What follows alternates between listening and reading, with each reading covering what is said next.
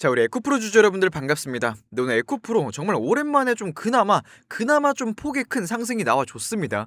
뭐 그동안 뭐 그냥 쭉쭉 밀리고 뭐 반등이 언제 나오나 기다리면 또 밀리고, 솔직히 이거 보유하신 우리 주주님들 멘탈 지키는 게 좀 쉽지가 않았어요. 뭐 올라갔다가 뭐 결국에는 뭐 시가 밑으로 마감을 보여주긴 했는데, 뭐 어쨌든 올라주긴 올라준 거니까.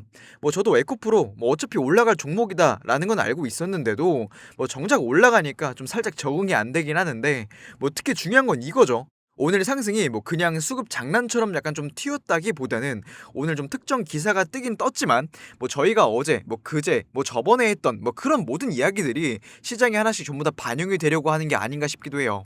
그래서 오늘은 뭐 드디어 간다 뭐 이렇게 단정 짓자는 얘기도 아니고요. 뭐 그렇다고 해가지고 아직 멀었다 하면서 물부터 끼얹자는 뭐 그런 얘기도 아닙니다. 우리가 지금 이런 오늘 상승들을 어떤 성격으로 봐야 되는지, 뭐 그리고 이게 어디까지 이어질 수 있는 흐름들인지, 이런 것들 한번 정리해보는 시간을 가져가 보려고 해요. 뭐 제가 저번에 올린 영상을 보니까 뭐 생각보다 조회수가 한 2,000회를 넘겼는데도 구독해주시는 분들이 그렇게 많지가 않으셨더라고요. 뭐 도움이 안 되신다면은 그때 나중에 가서도 취소하셔도 좋으니까 구독하고 좋아요 먼저 한 번씩만 눌러주시고 시청해주시면 감사드리겠습니다. 자, 먼저 오늘 아침에 우리 2차 전지를 좀 다 같이 상승으로 시작하게 했던 그 이유부터 한번 볼게요. 그 뉴스가 하나 나왔는데, 그 글로벌 최저한세 제도가 좀 개편이 되면서 우리 2차 전지랑 전기차 쪽에 좀 세금 부담이 좀 완화가 될 수 있는 그런 길들이 열렸다는 내용들이 나왔어요. 근데 이 뉴스 뭐 처음 보시면은 좀 어렵게 느껴질 수가 있습니다. 뭐 생소하기 때문에 어렵게 느껴질 수가 있는데, 뭐 사실 별건 아니에요. 뭐 그동안 뭐가 문제였냐면요, 각 나라가 기업 투자를 유치하려고 세액공제나 좀 보조금 이런 걸 같은 걸 줘도 그 효과들이 제대로 남지 않는 구조였다는 거예요. 뭐 이렇게만 들으니까 잘 모르시겠죠? 이거를 그냥 이렇게만 말로 설명을 하면 좀 헷갈리니까 제가 예를 한번 들어볼게요. 뭐 예를 들어가지고 에코프로 같은 회사가 미국에 공장을 하나 지었다고 한번 가정을 해볼게요. 거기서 미국 정부가 이렇게 말을 합니다. 뭐 우리나라에 공장을 지어줘서 고마우니까 우리가 대신 좀 세금 좀 깎아줄게, 이렇게 얘기를 하는데, 이게 바로 그 여러분들이 알고 있는 IRA 세액공제 같은 거예요. 뭐 원래 같았으면은 세금을 15% 정도 내야 되는데, 뭐 이런 혜택들 덕분에 실제로는 8%만 냈다고 가정을 한번 해볼게요. 뭐 여기까지만 보면은 뭐 기업 입장에서는 당연히 이득이죠. 근데 문제는 이 다음이에요. 에코프로 본사는 어디에 있어요? 한국에 있죠. 그래서 한국이나 뭐 글로벌 최저한세 규칙 쪽에서는 이렇게 나오는 거죠. 너희 미국에서 15%를 전부 다 안 냈다고? 그러면은 부족한 7%들은 나머지 한국에서 전부 다 내세요라고 하는 거예요. 이렇게 되면은 무슨 일이 벌어져요? 미국에서 세금을 깎아준 것 자체가 사실상 의미가 없어지죠. 뭐 이 나라에서 이득을 받으면 뭐해? 다른 나라에서 그만큼을 가져가 버리면은 뭐 그게 그건데, 혜택 자체가 사라진 건데. 뭐 그래가지고 그동안 IRA 그 혜택을 받아도 결국에는 뭐 남는 게 별로 없다, 뭐 이런 말들이 2차 전지 기업들한테 계속 따라다녔던 거거든요. 근데 이게 엄청난 구조적인 문제였어요. 근데 이번에 OECD 쪽에서 좀 이 구조를 조금 바꿔주기로 한 거예요. 이제 바뀐 방향은 이건데, 각 나라가 기업 투자들이 유치하려고 세금을 깎아준 거면은 그거는 이제 진짜 혜택으로 인정을 해주자, 그걸 이유로 해가지고 다른 나라에서 다시 세금을 또 걷지는 말자, 이렇게 나온 거예요.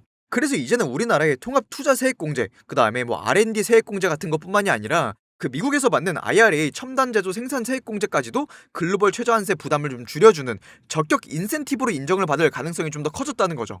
이게 왜 중요하냐면요, 2차 전지 산업 자체가 투자금들이 어마어마하게 들어가는 구조잖아요. 뭐 공장도 계속 짓고 설비도 계속 늘리고 R&D도 계속 돌리고, 뭐 이런 상황들에서 세금 부담까지 같이 커지게 되면은 기업 입장에서는 솔직히 버티기가 점점 힘들어져요. 그래서 이번에 그 제도 개편들은 그나마 그 부담들을 조금 더 줄여주는 그런 방향으로 좀 바뀌었다, 뭐 요 정도로 보시면 될 것 같습니다.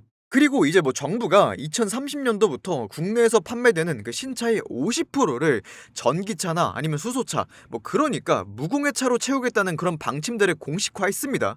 이게 뭐 그냥 이게 목표예요 이런 수준들이 아니라, 목표를 못 맞추는 그런 업체들한테는 기여금을 2배로 부과하겠다는 그런 구조로 아예 고시를 개정한 거예요. 그러니까 이제는 뭐 전기차나 수소차 이런 것들을 안 팔면은 뭐 그냥 이제 선택의 문제가 아니라 비용 자체를 내야 되는 그런 구조로 바뀌게 된 거죠. 특히 이번에 개정에서는 좀 중요한 게 있는데, 그동안 하이브리드 차도 저공해 차로 좀 꽤 인정을 해줬잖아요. 근데 이제는 하이브리드를 한 대를 팔아도 저공해 차 0.3대에서 0.4대까지만 인정을 해준대요. 이 말이 뭐냐면은 하이브리드로는 목표를 채우기가 어렵다, 뭐 그니까 결국적으로 전기차나 수소차를 팔아가지고 비중을 조금 확실히 늘려놔라, 이렇게 압박을 하는 그런 구조라는 거죠. 그리고 목표를 이제 못 맞추게 되면은 기여금도 기존에 이제 대당 150만 원에서 300만 원으로 이렇게 두 배가 확 올라가 버린다는 거예요.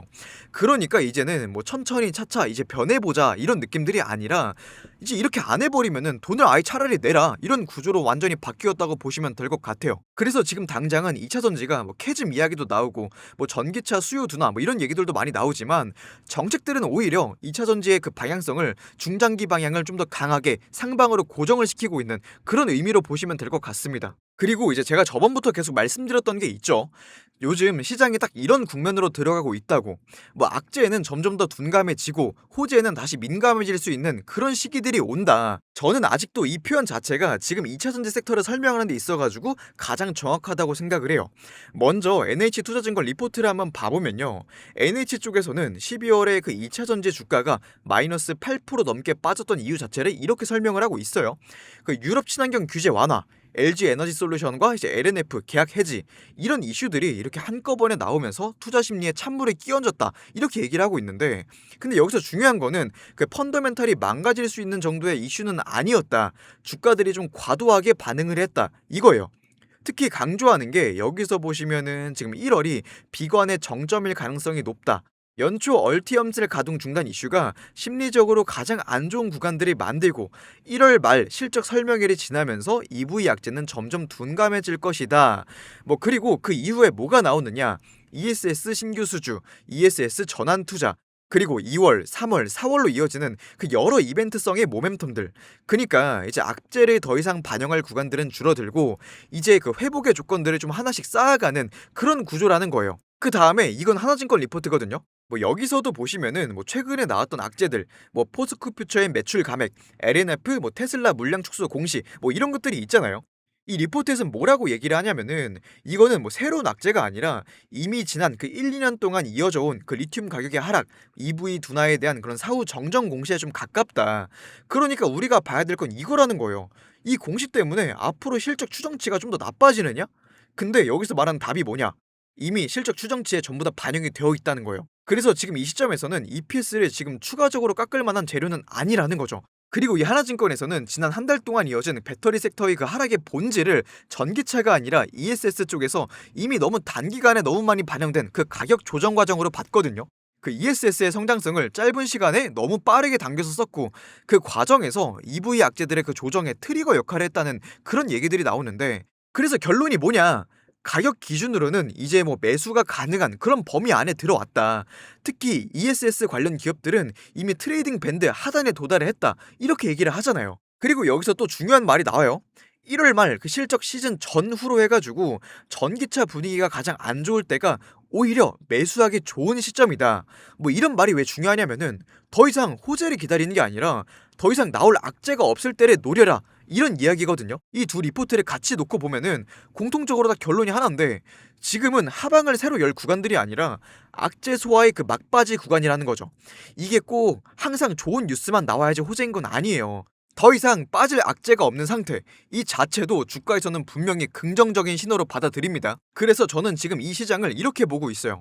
이제는 악재에 대해서는 점점 더 무뎌지고 작은 호재에서도 이렇게 크게 좀 반응할 준비가 되어 있는 상태다. 이런 흐름들이 우리 이수 스페셜티 케미컬 주가에서도 조금씩 드러나고 있다고 보고 있고요. 뭐 예전 같았으면은 뭐 저번에 나왔던 그런 악재들만 나왔어도 좀 바로 크게 두드러 맞았을 텐데 뭐 지금은 빠져도 훨씬 더 제한적으로 빠지고 회복도 훨씬 더 빠르게 회복이 되고 있습니다. 그래서 우리가 에코프로를 보면서 지금 가장 중요한 거는 하루 이틀 만의 그런 주가들이 아니라 시장이 지금 이 종목을 대하는 태도 자체가 어떻게 바뀌고 있는지 이걸 봐야 된다는 거예요. 네, 그리고 다시 우리 에코프로 차트로 넘어와가지고 차트 한번 보면은 뭐 그래도 다시 9만원하고 이 10만원 이 박스권 내로 다시 들어와 줬어요. 뭐 일단 들어와 준 것만으로도 의미가 있긴 한데 사실 9만원 뚫기가 조금 힘들 수도 있는 그런 구간들이어가지고 오늘 갭으로 뚫고 올라온 그런 모습들을 보여주고 있고 뭐 그리고 수급 쪽을 봤을 때도 외국인이 좀 팔았다는 걸 제외하고는 뭐 기관 금투, 뭐 투신, 연기금, 사모펀드, 기타 법인, 내 외국인 뭐 다 들어왔거든요. 뭐 그러니까 뭐 사실 수급적으로도 문제될 거는 크게 없다라고 보시면 될 것 같고 뭐 지금 현재 너무 뭐 박스권 내에서 애매하게 좀 중간에 있어가지고 뭐 내일 흐름들을 한번 살펴보고 분석을 해야 될 것 같은데 뭐 분명한 거는 뭐 지금 시장에서 에코프로를 다시 한번 바라보기는 한다는 또 그런 시작 자체가 조금 중요한 것 같아요. 네, 그럼 오늘 영상 여기서 한번 마무리해 보도록 할게요. 네, 영상 마치기 전에 구독하고 좋아요 한 번씩만 꼭 눌러주시고 저는 다음 영상에서 더 좋은 영상으로 찾아뵙도록 하겠습니다. 네, 감사합니다.